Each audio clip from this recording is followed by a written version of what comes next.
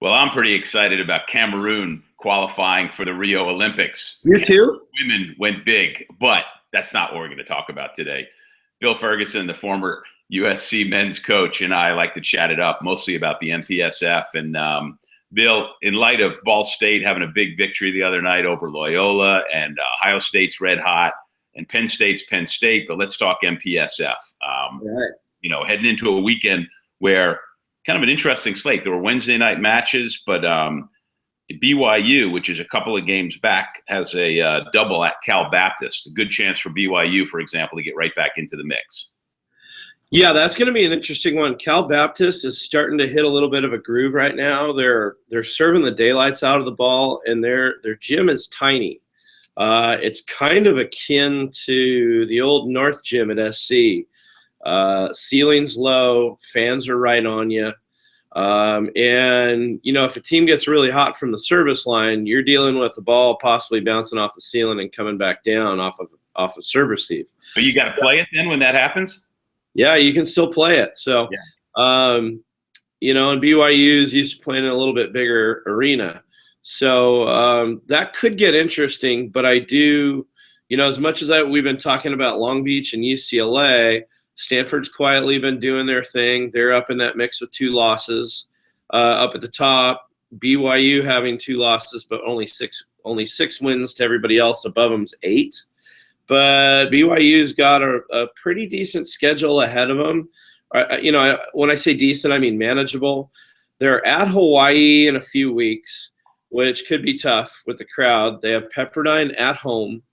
Then they're on the road for 2 weekends in a row. The first swing being San Diego, and the second swing being UCLA. And that is going to be huge.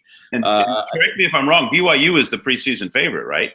Yes, they were. Yeah. And, I think they lost a couple early trying to figure out, we talked about early in the year that they got a bunch of different guys, and Coach Olmsted's probably, is probably just trying to figure out who could do what. He's got 2 great opposites. He's got a bunch of great outside hitters. He's got 3 great middles. He's got 2 great setters. He's got a couple really good liberos. So sometimes it's almost tougher to figure out who your great lineup amongst a whole host of great players is, and to get them to play together.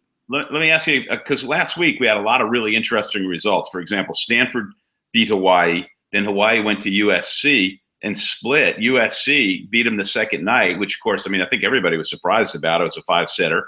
And then Wednesday night, Santa Barbara beats Pepperdine. Long Beach, is kind of cruising right now, which sets up Friday's matches. You got BYU at Cal Baptist, San Diego at Northridge, Irvine at Long Beach State. And right off the top, you'd go, Irvine. But then they beat UCLA last week. You got UCLA at Pepperdine and Santa Barbara at Stanford. So it promises to be a real busy, interesting Friday.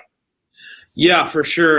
The 2 things being the Irvine Long Beach match, and the Pepperdine UCLA match. And you said UCLA is at Pepperdine, correct? Yes. Yeah. That's going to be the location of that's going to be interesting. Pepperdine's a really small arena. Fans tight to the floor, and Pepperdine always seems to get up for UCLA.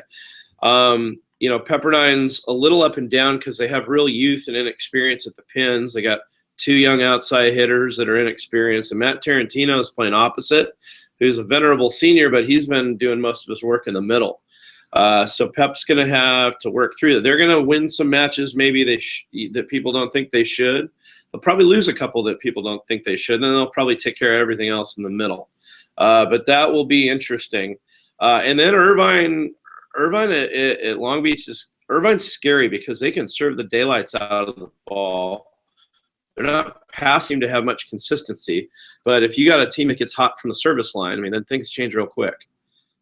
Sounds good. I think we've covered things. Sunday, UCLA at Stanford. That's 11 o'clock your time, which is early, but it's a Pac-12 Networks game, so that's a good opportunity for those of us here in the Central Time Zone to be able to watch.